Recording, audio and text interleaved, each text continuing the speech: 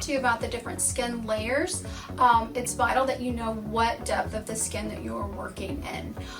If you were to implant the pigment a little too shallow, you would be in the epidermis. I do find that this is probably the #1 thing that I see students struggle with, is they're going very light-handed.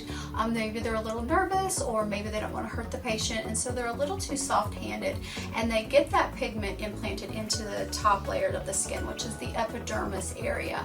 And so the tattoo will actually hold, and it will look beautiful in the beginning, but give it about a week. Once that heals and the skin cells slough off and the turning over of all that, almost all of that pigment is going to be gone, which will leave the patient with like a splotchy look.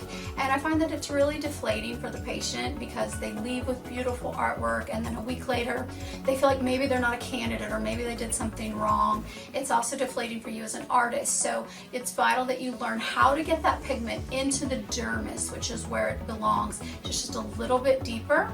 And I want to show you how you can hear that and how you can feel it. So as you're working, you will have your stretching hand, you have your 3-point stretch. As you're stretching, once you're in that proper depth of the skin, you will feel a vibration in this hand, and that's one way that you can learn to identify the depth.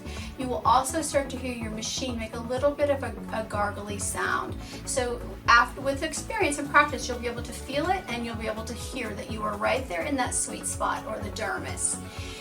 The opposite problem is some of my students that are really heavy-handed, especially you men. You've got to be really careful that you're not too heavily handed. You will get it down into that subcutaneous tissue, which is like a really fatty area of the skin. If you get that pigment too deep, you can scar the patient. It can also be absorbed internally into the body and end up in their lymph nodes and all different areas in the body. So you have to be really, really careful that you're not too heavy-handed either.